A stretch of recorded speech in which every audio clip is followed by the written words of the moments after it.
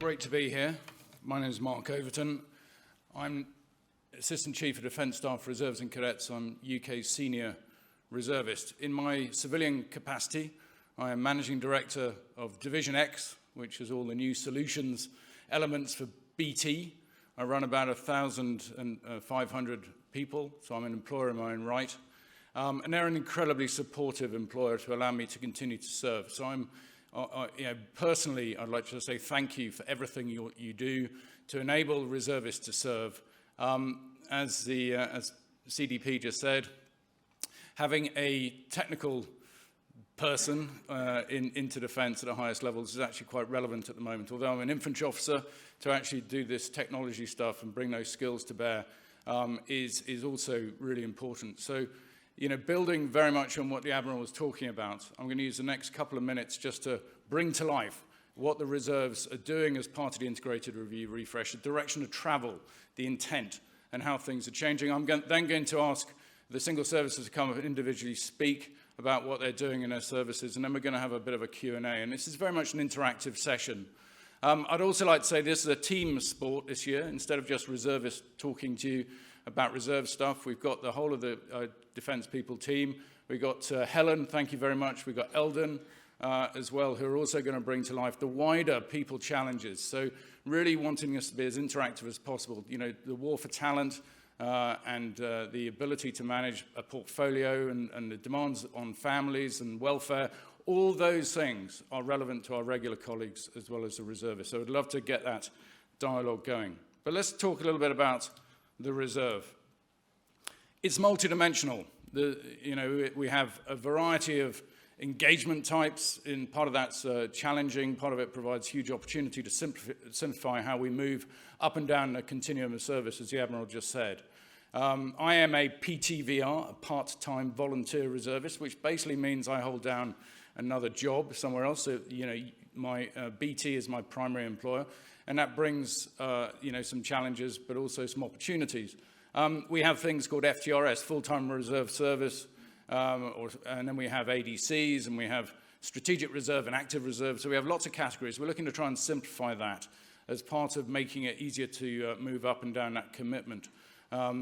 We, as a force, talk about 40,000 active reservists. It's actually more like 70-odd thousand when you include those on regular and recall reserve. So it's a significant chunk of capability. Part of the challenge, and you'll see this as employers, I'm sure, is we are sort of part-time and we turn up irregularly, usually at weekends when the regular force is not around. So actually bringing to life the challenges that we face in the reserve about managing a civilian career, the families that are not on the base, that are dispersed, and actually showing and understanding their needs within the wider defence discussion is a constant challenge. And I'm sure you'd appreciate that for any part-time organisation, part-time workforce, including them in your discussions. I often hear that diversity and inclusion is where we sit in the HR policy framework, and I can sort of understand that. To be part of the team, you're not always around to understand, different skills and strengths and issues that we have. And again, I think it'd be good to understand how do we best position reserve service into your HR policies, because if it's not in HR policy, it doesn't tend to happen. Is it in the right place? Are we doing the right things? What more support can we give to our reservists and allowing them to serve? One thing that Admiral Anthony's going to touch on is the flexibility of work and the portfolio and plurality of work nowadays. How can we become more structured around allowing people to serve in defence as well as enjoy a full career in your organisations? Let's just accept that the demands that we're placing on our reservists are getting more, not less, and how do we work together to do that? And the reason that things are changing is, as the Admiral said, Ukraine, having war on mainland Europe, a little bit back to the sort of Cold War situation that we had, is forcing a different sort of understanding of reserves. And I went to the NATO Reserve Forces Committee meeting. I was sandwiched between the Poles on one side and the Ukrainians on the other side, and it's really real. The reserves are a very important part of national defence. Ukraine would not exist without its reserve forces. They mobilized 200,000 reservists in the first week, and they are all mounting through, echeloning through in order to sustain the fight. So, you know, getting really good at sustainability, mass, bringing to life the whole civilian organizations to enable that is really important. I had a slightly surreal Teams call the other day with a Ukrainian reservist while I was sitting in BT head office. He was on the front line. He was a game software engineer in his civilian capacity, and he had spent the last sort of 18 months, or just over a year, putting together counter UAV scenarios and plans, and they'd be leveraging his software skills to do that. Really interesting to hear that sort of digital skills that the Admiral was talking about, you know, really brought to life. But I asked him the question, what other skills? And he said, well, strategic logistics is a thing that is basically has become a reserve sport in Ukraine. So the Amazonification of logistics. You can literally sit in your front trench, which obviously don't move, so they will know where they are, and you can order on an app your weaponry, your rations, and your uniforms that you need, and it arrives the next morning. It's not prime, but it's something similar. And that's designed and delivered by reservists, and at a very quick pace. So we can provide lots of different skills, leveraging, you know, your industry knowledge and know-how. And it's going to, as part of the integrated review refresh, we're going to refine a new narrative for the reserves based on the experiences our allies in Ukraine have been facing, and really get after that wider narrative, and, you know, talking to yourselves as part of that is really important. You may have heard about RF30. RF30 is a program that has been worked on for the last sort of 2 years. It is absolutely sort of the tip of the spear in terms of defense-level reserve transformation. It is going to be and is aligned to the integrated review refresh. As you can see, it's a big change program, so there's lots of detail, but really to focus on 3 things that we're getting after. Digitization, absolutely fundamental. We're dealing with a remote, hybrid, and complex workforce. Complex in terms of needs and complex in terms of skills. And therefore, to access that talent, you need really strong digital platforms and processes. We need to be able to tune up and down the spectrum of service really quickly to mobilize and demobilize, and at the moment, a lot of that is still on paper. So we need to get after that mobilization at pace and scale. So that's really important. So digitization. Spectrum of service or continuous service that we'll talk about today, the ability to tune up and down from regular to reserve and reserve to regular service. We, as the Admiral said, you know, 40 years service. I'm at 37 years service. When he said that, I've only got 3 years left. That's slightly worrying, but he, 40, he's obviously telling me something I should know. But the tuning up and down over that 40 years is different. We career stage 1, where you're running around the hills and, you know, you're starting out in civilian work, is very different to career stage 2 when you're in a managerial role, you've got kids and commitments, which is very different to career stage 3 when you're slightly older, the kids are left, and you've pretty much done your civilian career and you can do other things and you've got loads of skills to offer. We need a proposition that follows the individual. We need platforms that enable the individual to serve and not to serve at different stages of their career. And then the final thing is around mass. It's about ability to generate scale and echelon and sustain the fight. And that's where we're looking at ex-regulars, ex-reservists. We're looking at Homeland Defense, and we're basically rebuilding capabilities that have fallen into abeyance since the end of the Cold War. So what are my priorities? I've mentioned a few of them. So starting with digitization, absolutely essential, not optional. Continuous service, and to enable that is through digital. And these are key programs that are being run by Defence. These are not reserve sports. And these are things that are absolutely essential to the enablement of the whole force. And so I'm delighted to be really injecting into those programs at this time. The strategic reserve, the ability to generate mass at pace and scale, is a thing. And Homeland Defence, with our NATO commitments, absolutely going to be front and centre in that. But the 2 I wanted to quickly talk about and really unpack was reserve specialist capabilities. So the diagram off to the right, you know, those skills that are difficult to train and retain in the regular force and actually keep competitive in. So digital, good example, but it could be space, it's definitely cyber, medic is established, strategic logistics I talked about. There are a portfolio of capabilities that are better suited into the reserve and also working closely with industry. And we are now in Defence wanting to have those conversations about what are those capabilities, how do we best generate those capabilities, at pace and scale and be competitive and efficient in doing so. So specialist reserves, really, really important part of the equation. And then the final thing, which is relevant to here, because there are three legs of the stool. You know, you've got the service, you've got the employer, and you've got employer relations, and you've got the families. And we don't spend that much time talking about families. So I'd love today to bring a little bit of that to life. So in the reserves, because we don't live on the patch, because you only get mobilized maybe once or twice in your whole career, you know, being seen as a reserve service family, benefiting from being part of that wider community and the benefits that that has. Working closely with Helen and her team to look at what benefits we can make more explicit to our reserve families, make the reserve service family part of that proposition. It shouldn't be that you're standing there meeting the family on a wet and windy parade ground just as they're just about to deploy. That is not a great duty of care. So we need to have a deeper conversation, and I would argue that, you know, there's a role for the employers to help in doing that, bringing that together, to provide that more complete network to enable the service person to serve. My final point is just to say thank you. Right at the heart of all of this is employer engagement. As I said, I'm an employer. I fully appreciate the stresses and strains that our reservists face, and they cannot serve without your support. So thank you very much. Anthony, over to you.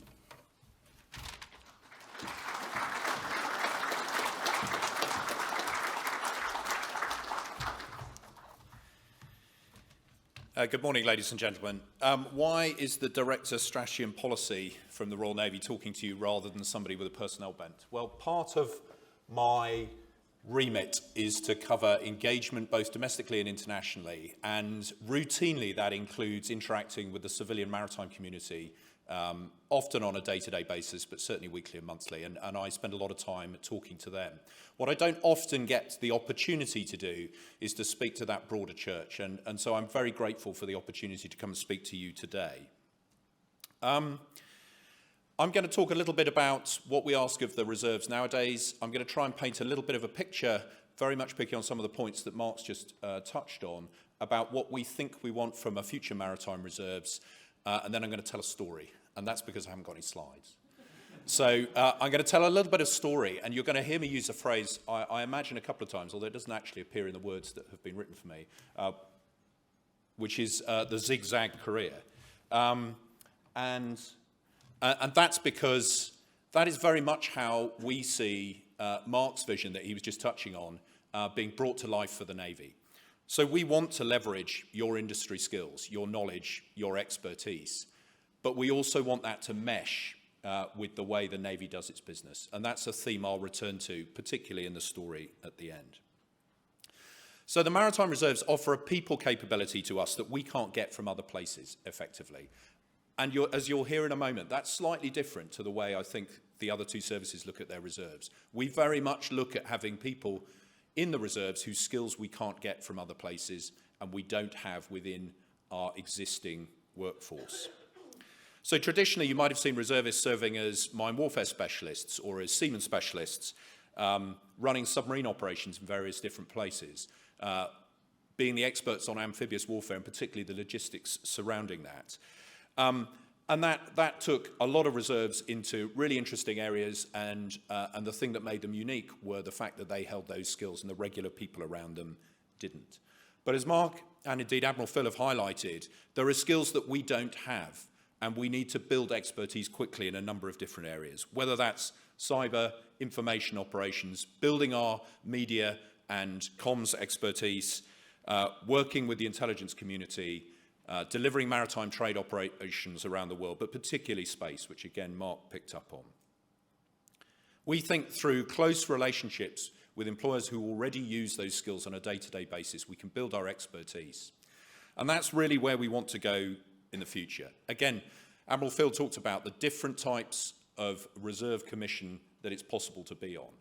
And we almost want to change the language so that we're talking about a flexibility of employment that's really to do with tenure and commitment rather than necessarily pigeonholing people against different types of commission. We think that by thinking about our reservists as our most flexible employees, if you like, on differing lengths of commitment to us, we can help get the most out of them, but also help them understand the way that they can give the most to us. So the context is changing, we think, and that is set against a refresh of the way the Navy thinks about careers full stop. And that's to allow us to reflect the reality of people wanting to do some time in the service, perhaps to go and gain other experiences elsewhere, and then return to the service in due course. So not only do you have skills that we don't have and therefore we need them, but actually we couldn't afford some of the skills that you have, not on an enduring basis anyway. We might be able to attract people in for the experience of being in the reserves, for the opportunity to serve alongside regulars, but we certainly don't have some of the pay freedoms, for instance, that you have in the commercial sector. And also we don't necessarily have the ability to grant the security around a home life that people might want. And we recognise that as people go through different periods in their career, they might value those things in different ways, and therefore the flexibility to jump in and out of a naval career might appeal to people at different stages during their lives. There's also another factor that we think is important for the naval service that we gain through the reserves, and that's a grounding in the regions. If you draw a map of where the naval bases are around the UK, it's a pretty quick exercise in that they're mainly south coast based. We have some marine units that are slightly more spread out, and then we have a submarine centre of excellence in Scotland. But actually, in the remainder of the regions around the world, around the country rather, our reserve training bases provide us with a footprint that we think is really important in terms of our connection with the regions. And actually, there's some interesting examples of partnership in a really forward-looking way. So I'd pick out the example of HMS Eaglet, which is our base in Liverpool, where recently a wind turbine initiative allowed us to build a really close relationship with some of the local industries and perhaps raise the profile of that unit and therefore the naval service in that area. So that's a particularly important thing that we don't necessarily get through our regular people. Improving that infrastructure, therefore, is a priority for us. And actually, a number of the reserve training establishments around the country have fallen behind in terms of simple things like their IT provision and the supply of business services. Now, that doesn't sound particularly important, and we recognise that we have to concentrate on the bases that really are important to us. But those are things that we should be looking to upgrade so that we get the most out of the time that reservists can afford to spend upping their skill sets in those particular areas. So my story. What I wanted to try and do was paint a picture of how we might see somebody serving with the reserve forces and with the regular forces in the future. And I'm going to refer back to that idea of the zigzag career. As Marc said, it's about following the individual and what their aspirations are. So we'll start with a child, a teenage child probably, who's watched not the current series of Warship, which I hope you all enjoyed, but perhaps the next one. And living in Nottingham, they took a particular interest in HMS Sherwood, you know, one of the Type 31 frigates that we've got in build at the moment.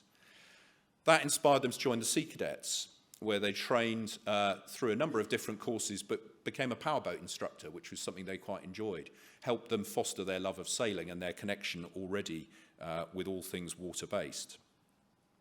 Inspired them to think about going to university, and perhaps did a subject completely unrelated with naval service, something like law, for instance, in this example. Took the opportunity to serve alongside reservists whilst they were at university, so when they graduated, they decided to join the reserve unit as a reservist. I was going to say full-time reservist, but you get what I mean. And continue to engage during routine activities and some sea service during the early period of their non-academic and indeed career. Whilst training to be a solicitor, they then decided that perhaps amphibious warfare was something that interested them, and they spent their reserve training days specialising, and that led to a deployment at HMS Albion as a planning officer, working alongside the Royal Marines in a number of different locations from the high north through to the far east. Subsequently, again in their 20s, they had the opportunity to serve in the UK Maritime Headquarters out in Bahrain, where a number of people in the audience I know have served, and complete duties as a battle watch captain. And they enjoyed that so much, they felt that actually maybe the time was right for them in their late 20s to join the Navy as a regular. And so they transitioned into regular service on the basis that they had a period of time they felt they could commit to it at that stage of their life. Because they've been a reservist, they don't need to go to Dartmouth because they're already commissioned as an officer. And they spend 10 years as a warfare officer, but actually in non-traditional roles. Because they've not come through the system as a watchkeeper, it meant that they could be more gainfully employed, working alongside some of our Marines as that amphibious specialism came through. But after that 10-year period, they decide, because of family reasons, they want to transition back into civilian life, and they decide to pick up their skills as a solicitor and join a local law firm. They do, however, keep up their reserve service, and because they've served at sea for that considerable period of time, are quickly made the executive officer of their local reserve unit, and that allows them the opportunity to work on those skills that they've otherwise been developing, to manage other people and to bring those skills back into both their civilian and reserve service days. Later, once children have begun to grow up and there is a bit more flexibility back in life, they decide to switch track slightly. Having worked within their law firm as somebody who was quite outward-facing and media-facing, they become an information operations specialist and bring some of those skills back into the naval service as a full-time reservist for a period of a couple of years. And subsequently, that then allows them the opportunity to work their way up through the hierarchy of their law firm and complete a senior role helping to manage that firm. So what I hope I've painted a picture of is a zigzag. It's an opportunity to start on one thing but do something different. Now, we recognise that that isn't how we do things now, and we recognise that it's going to place different demands on employers. But part of the purpose of laying it out this morning is the opportunity to start and indeed further that debate and engagement with employers so that we can hear your views about what a relationship looks like for the future and what the holes are in our thinking thus far. Thanks very much.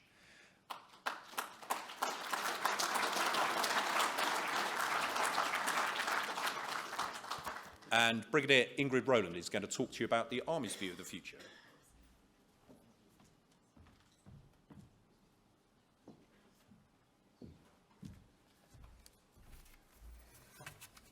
Right, so good morning. So for those of you who don't have an updated copy of the programme, I'm clearly not the Director of Reserves, Major General Simon Graham.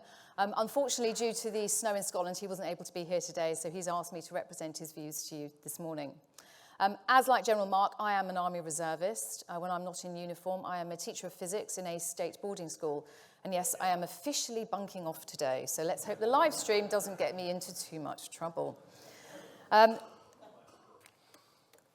So I'm going to talk through, I'm sure there's nobody in the room here who actually needs to be reminded of the value of what Army reserves and reserves in general bring to defence.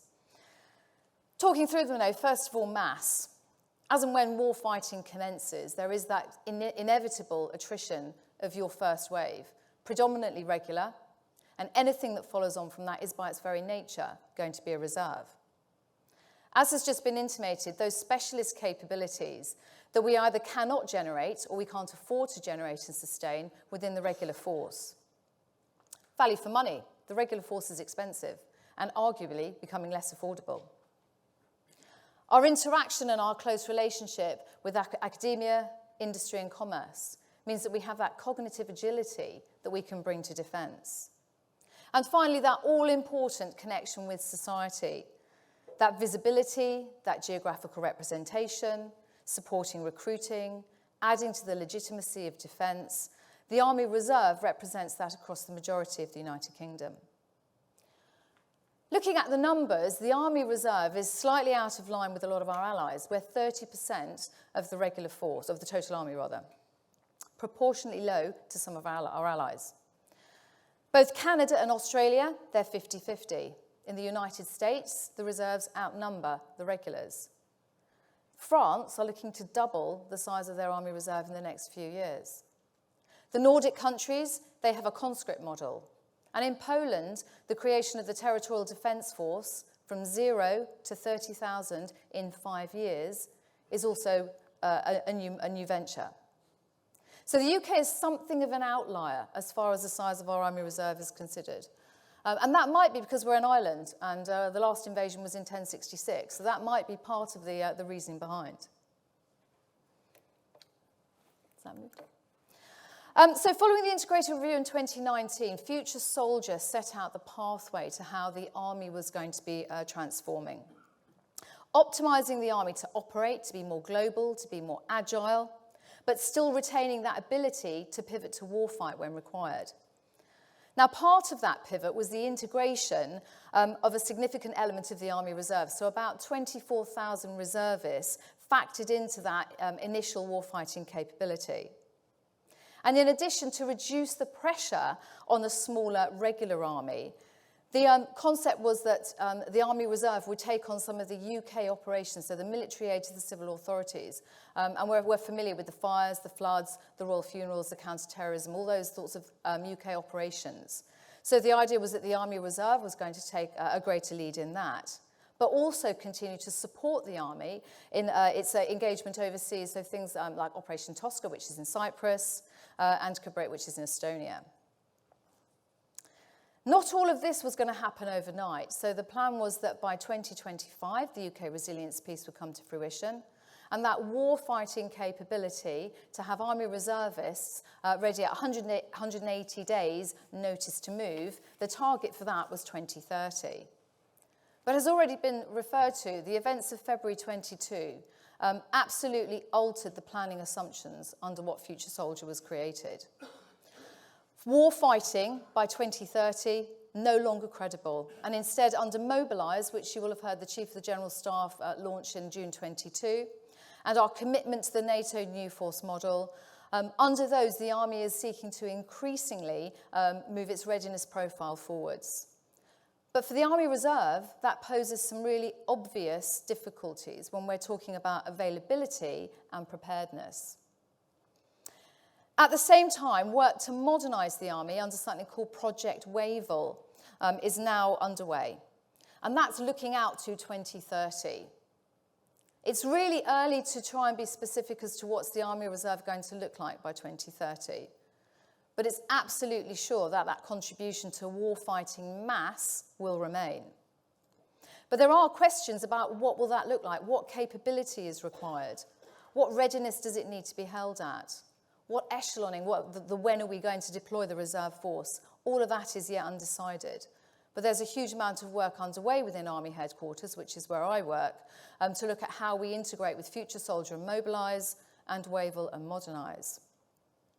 And returning to the Ukraine, perhaps it's too soon to learn the lessons, but identifying them is clearly a work stream priority at the moment.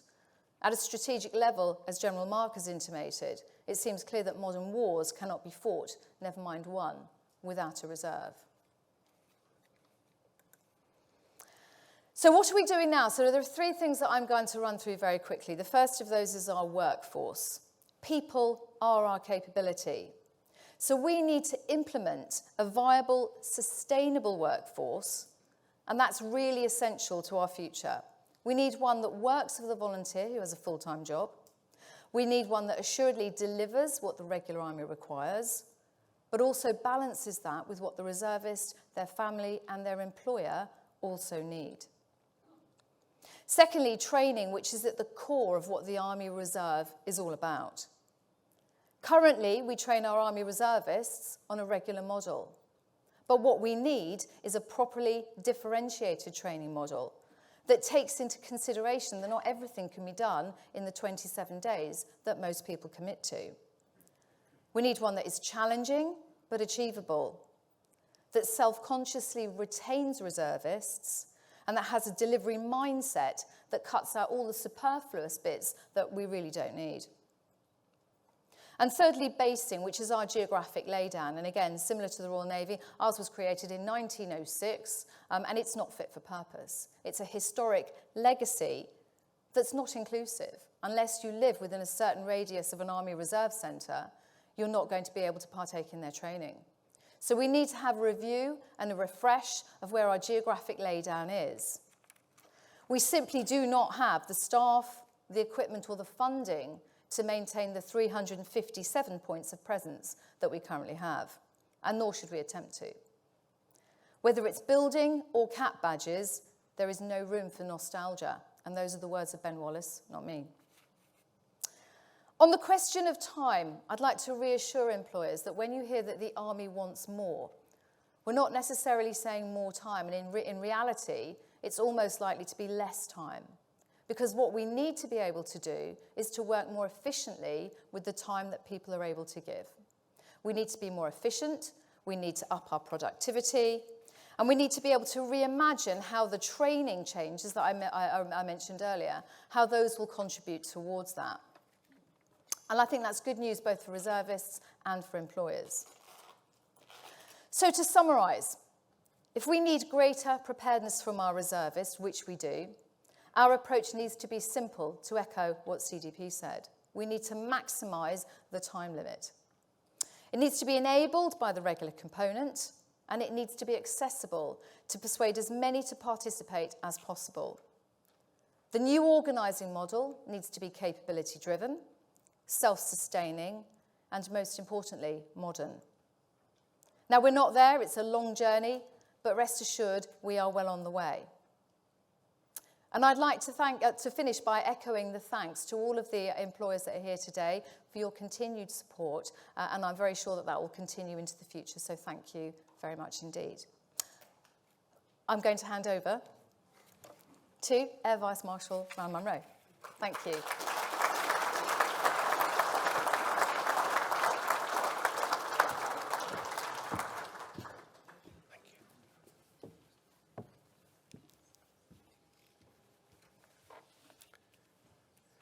Ladies and gentlemen, good morning. I've got 5 slides. I won't go through every single slide in detail, but I will use them as a lily pad to go through and make some of the comments that I'm going to make. The key theme, though, as you've heard from this morning already, is us thanking you as the employers, but also in anticipation of your continued support in the plans that we have and the ambitions that we have for our RAF Reserve, that you'll continue to support us as we go through. Next slide, please. The RAF always has slides because they're the most sexy slides compared to the other 2 services. Next slide, thank you. Although sometimes the Navy can compete, but not the Army. Okay, look. As an ex-Army officer, I think I can say that. By the way, I should have said, and actually to echo what General Marc said earlier on, this really means a lot to me as well, as you've heard from Marc and the others. I am a volunteer reservist. I have been for 38 years, most of which has been spent in another cloth, but I saw the light and it went light blue, now in the RAF. But I could not have done that length of service without my support of my employers. I'm a lawyer in the city, that's what pays the mortgage, and my passion is this, serving in the reserves. Right, onto the slides. On this slide, really, the message I want to get across here simply is the RAF is busy. We are in 21 operations, 24 countries and 5 continents. And wherever we are, you will find reservists in there. Sometimes in 1s and 2s, sometimes larger. We're everywhere, all the way from when we were in Iraq, Afghanistan, Biloxi, the Balkans, wherever, COVID, reserves are involved everywhere. In fact, we have a guiding principle that any deployment that we have, 10% at least should be reserves. And of course, in some, it'll be higher. In medical support roles, for example, it'll be higher. But 10% is our sort of azimuth, if you like, if we can achieve it. Next slide, please. We know to achieve that level of integration and commitment from our reserves, they need to feel confident in their employers, that their employers understand who they are, what they do, and why they are so important to the output for defence. So we have worked really hard across all 3 services to work with employers so that they understand defence, they understand reserves, they understand the language, and the language is sometimes difficult to understand. We wanted to understand our employers. Who are those people who employ our people? And I'll guide you through the slide in front of you just now. If you look at top left, this was last year. We're now above that number. We're in fact around about 2,400 now of reserves, 2,000 active and 400 in training. The huge myth is the next number. Last year, 1,691 of that 1,993 are employment. There's a real myth out there that reserves are unemployed or they're students. Most of our reserves across all 3 services actually have day jobs that pay the mortgage. Really, really important to hoist that on board. And if you are going across the middle of the page, the makeup of those in employment, 285 self-employed, those in employment and employers, okay? So again, a real mix of everything from self-employed to large employers, small employers. Bottom left, again, big employers, small, medium. So it's a real spread. So when we do policy, it's really hard because you have to do policy that understands, and when you're messaging, you can't just go to the big organizations. You need to make sure the policies and the communications will hit across the whole of the employer spectrum where our employers, our reservists are employed. Again, mix of public, private companies in various different industries, and you'll see it on the map there. There's a real spread. Reservists are everywhere. Indeed, FR20, one of his big points was we need to integrate and we need to be a part of the nation, connecting with the nation, and reserves and cadets do that in spades. Next slide, please. Employee engagement is so important to us that we've really invested in it.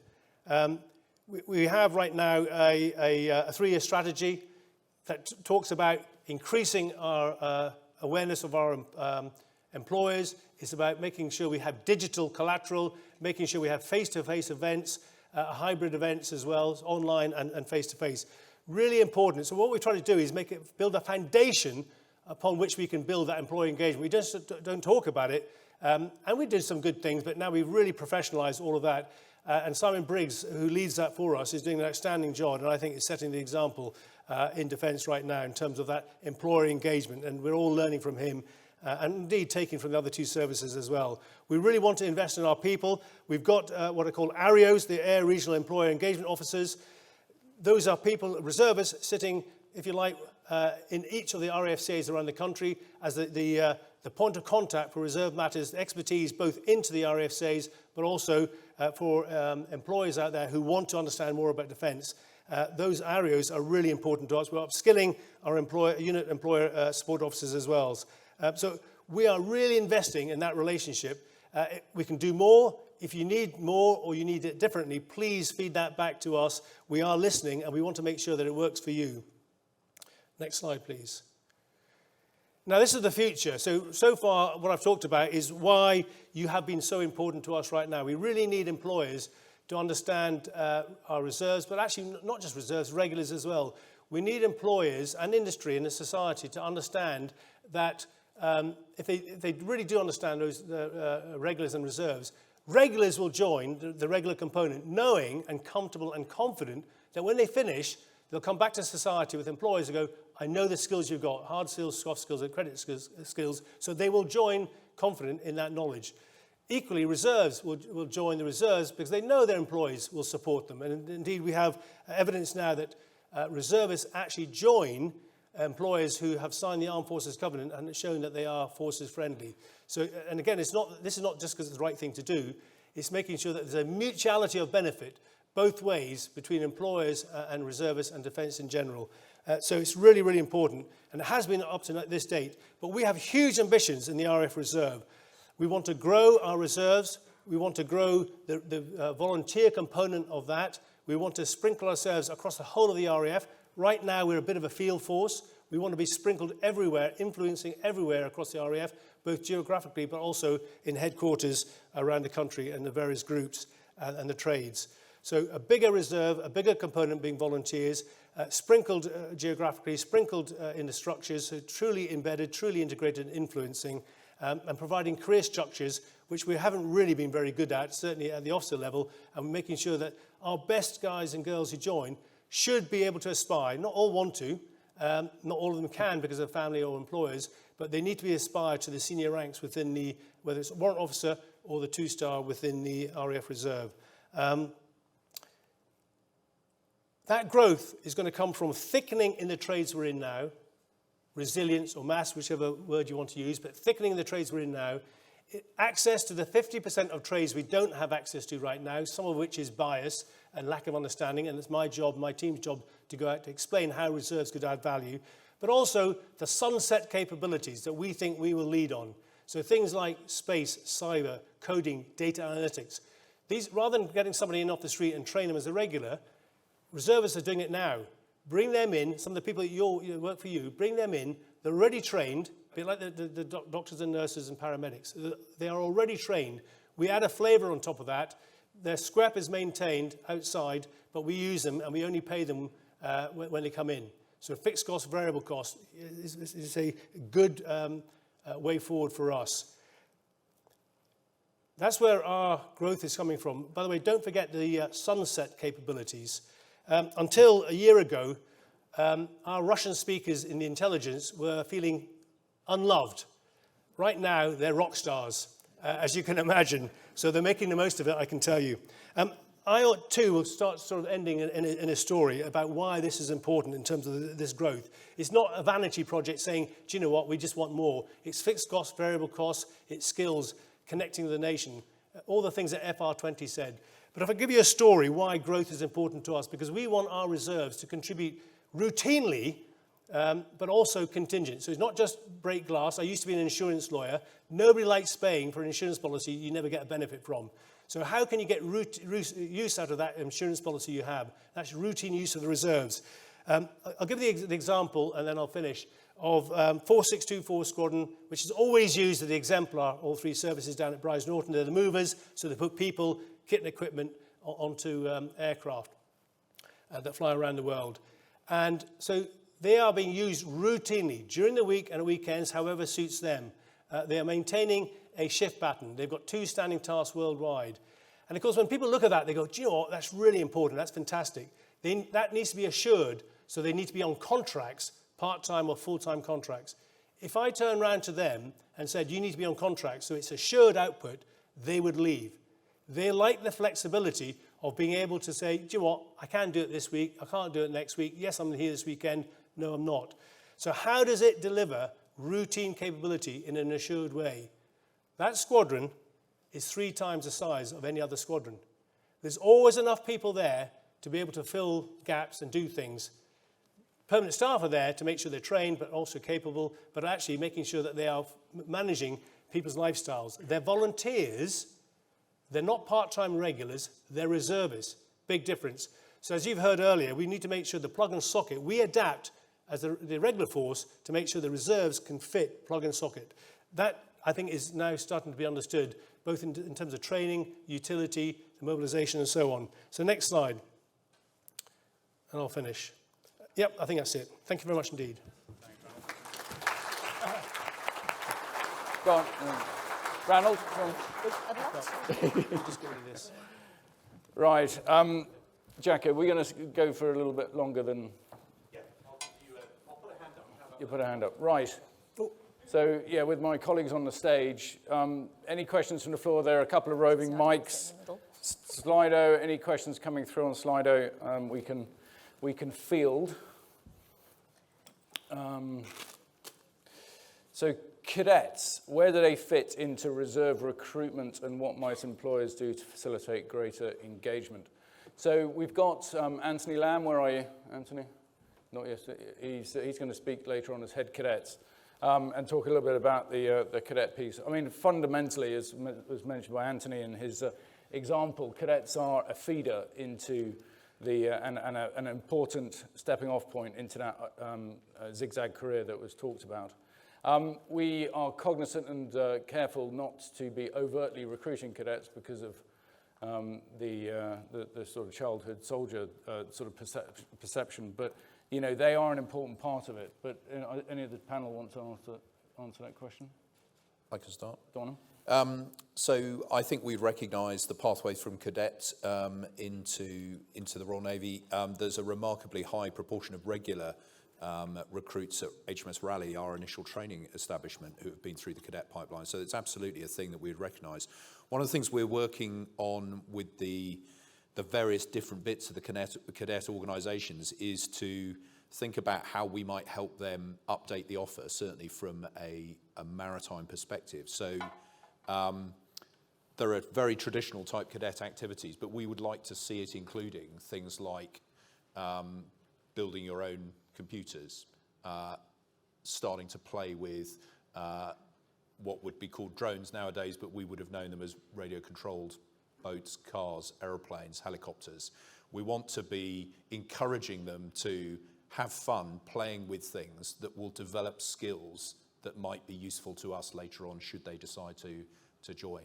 And yeah, we're really careful, as Marc says, about the way that we publicise the pathway, but we absolutely acknowledge it. You know, I remember well my experiences as a cadet. It certainly influenced my decision to join the Navy, and I think we should make the most of that where we can, but with an eye to the future and the things that we actually want those people to do when they join. Definitely. So we'll come across cadets, I think, later on, and is just moving on from that. So there's a really exciting question here, which is definitely going to get some feedback. So we talk of modernisation. How do you plan on improving an ageing force's understanding of flexibility and of utilisation of skills when mindsets are stagnant? So culture eats plans for breakfast, doesn't it? So this is a culture question, which I'm sure we're going to address later in the session. But Ranald, go on. Yeah, it's difficult because, you know, as you say, it's culture, it's how we've always done things. It's difficult. Transformation is difficult. I think it's an education piece. I certainly look across my experience. It's not that our regular component or indeed ministers or others are bad people. It's education. It's understanding what a reserve is, what they can do, and what needs to change to unleash that potential of that reservist. If we just say, this is us, you have to work around that. Reserves, whilst they provide strategic flexibility, they don't provide tactical. And what I mean by that is they have their primary employer that pays the mortgage, and they've got families, of course, as well. So they can't pivot very quickly, and they need the regular component and others to adapt to allow the reserves to fit the plug and socket model, which I'm very keen on expressing. I think it's understanding, it's education.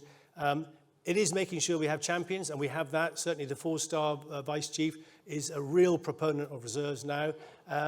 And of course, if I look at the RAF, the change we're going through right now, right from Chief of the Air Staff, 2 Depth Commanders, the senior leadership team are absolutely behind it, which you need to be able to empower, you know, my job, my team, to be able to go out there and say, we could do things differently.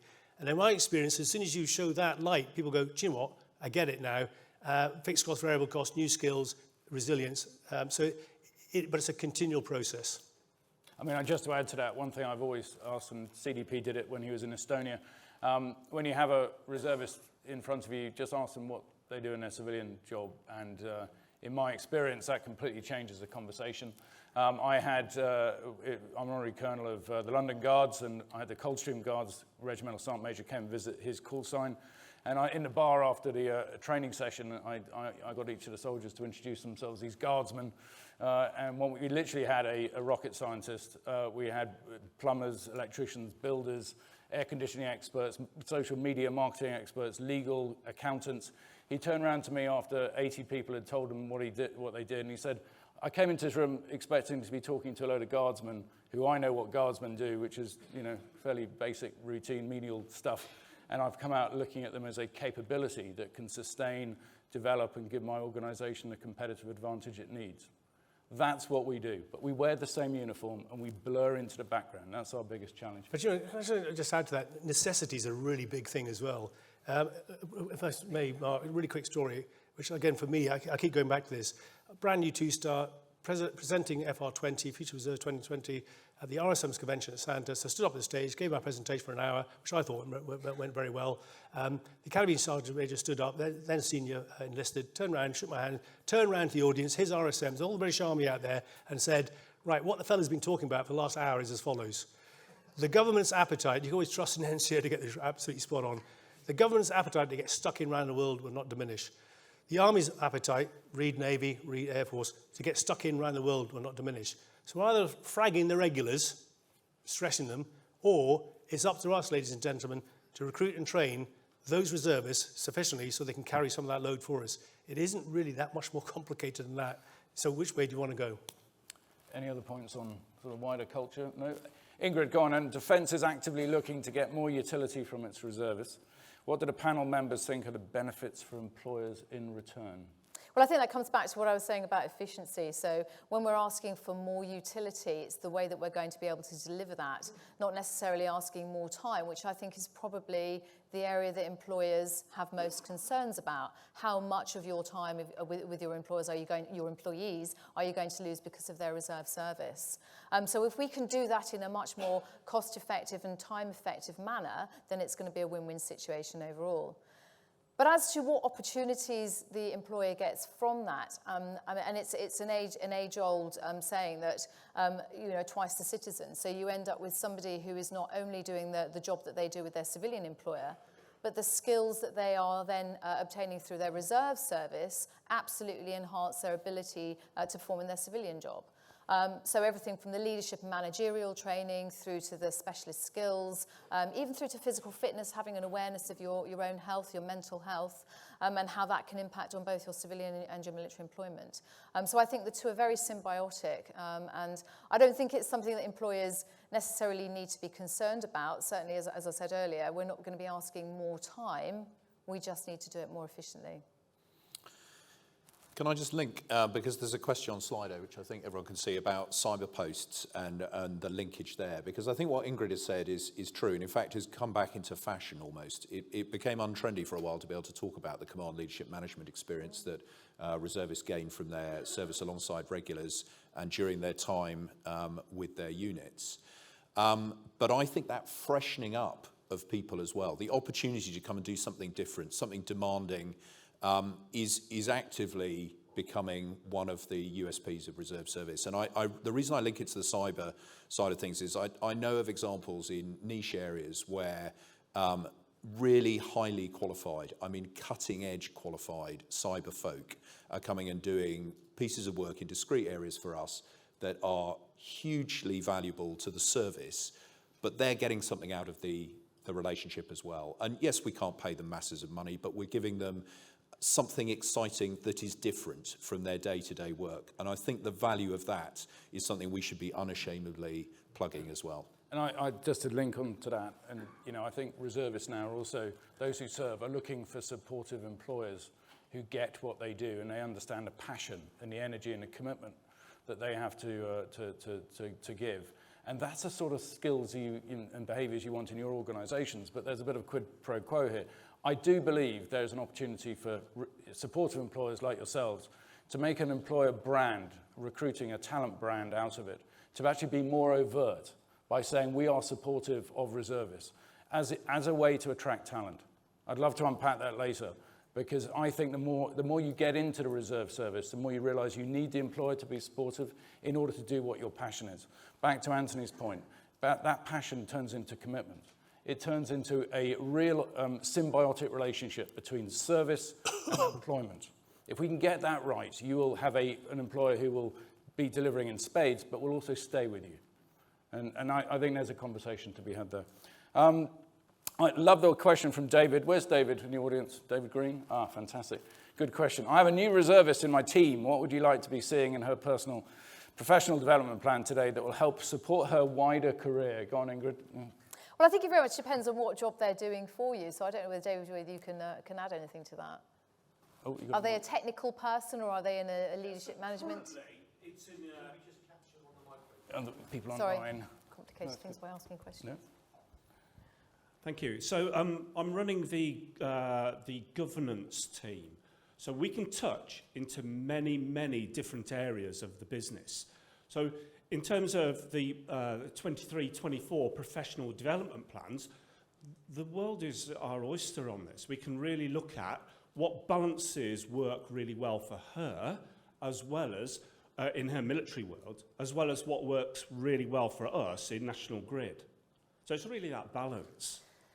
So I think probably the key to it is to try and complement. So as you start out in the Army Reserve, whether you're a soldier or as an officer, you're going through various different stages in your career, and at various different stages you're taking on new skills. So certainly if this person is going as a commissioned officer and is going through the whole officer training, then anything that you can do that supports the development of the leadership management side to give her the experience on a day-to-day basis to practice those skills, I think would be really essential. I think if they're in a technical role in the Army Reserve, then again, anything that you can reflect in their day-to-day civilian employment obviously is going to enhance those skills. I think it's great that you have a personal and professional development plan, that you're considering that. So I'd say, you know, that's an absolute winner, that you're having that conversation about how can you complement those two careers.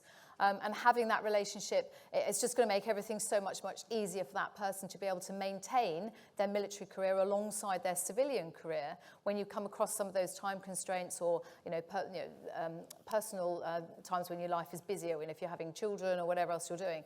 To be able to have that relationship with the employer and your military employer, I think is a really great benefit. So, I'd say thank you for that. And just to really build on that, I mean, one thing I've certainly experienced is management and leadership training. You know, one of the challenges is to break into that first management role, in civilian careers. In the reserve space, you can quickly get to be a position of responsibility. I use a reserve commissioning course at Sandhurst, which is 8 weeks long. It's the most intense leadership experience I think there is. It's probably more demanding than certain, many other courses. And, having that immersion for 8 weeks, it can be broken into chunks, but that is a massively beneficial leadership experience. So again, that would be an ideal thing to sort of link into that personal development piece. Right, Gareth asked a very interesting question about tax. Now, I'd love not to pay any tax, but I'm not going to. So I've got a vested interest, and I won't put CDP on the stage for this one. But what I do think we need to do is sort of talk more about the proposition, the benefits, how people actually manage this alongside civilian employment, what's in it for the reservists. And I think, one of the challenges that we have in recruiting is explaining that proposition. But, any particular things in terms of the proposition and how we sort of bring it to life? I mean, not paying tax would be a win. I think the key thing is, for a number of years now, certainly from 2011-12, Future Reserve 2020, we certainly went out, actively looked at the Five Eyes, so Australia, Canada, New Zealand, America, and others to say, choose a la carte what we think they do well. Can it fit us back in here, both in terms of the culture and, of course, the money as well, and the way we're set up? So we've learned a lot from others, and we're still learning a lot from others. And indeed, now European countries are learning from us, because the scale that we are doing things are more manageable for them, rather than looking at the US, which is obviously a very different scale. So I think we are looking at all sorts of things, but we're on an evolution. It's a journey. We can't just bring in a menu and say, there it is, because these things do cost. It's an evolution. As we grow the reserves, they will become more important, more integrated, more usable routinely and contingently. What else do we need to do to change? But sadly, policy always lags behind reality, and it's making sure we try and make sure that lag isn't as long as it should be. So that's one. Tax is one thing, but it's not the only one. There's other things we need to look at as well. So coffee's calling. Jacko's getting hot and horrible. I'm going to ask the anonymous question. If you could, from each of the panel here, and I'll finish. If you can only change one thing about the way Mod Reserves interacts with civilian organisations, what would that be, Ingrid? I think the way that the historic way of interacting has always been, certainly from a reserve perspective, county fairs and recruiting stands. I think we need to up the way that we interact digitally. I think we're very good about talking to ourselves on our digital platforms. I don't think we necessarily talk to the wider community effectively. Fantastic. And picking up exactly on that point, I would say the manner in which we do it, and unashamedly robbing from what CDP said at the beginning, to be slightly less tin-eared in our approach, try and simplify things to make the interactions easier, but do as much listening as we do sort of telling you and shouting at you about how we want it to be. And, hopefully occasions like this help move that forward. Continuity, simplicity. People move around too quickly in defence. You get used to that relationship. They moved on, you start again. And also the language we use has to be much more transparent and easier to understand. So those two things. And I'll finish on inclusivity, inclusion, being involved and being understood for our skills and what we can deliver and when we can deliver it. If we can get after that, we will be better understood and better respected within the organisation. Jacko, over to you.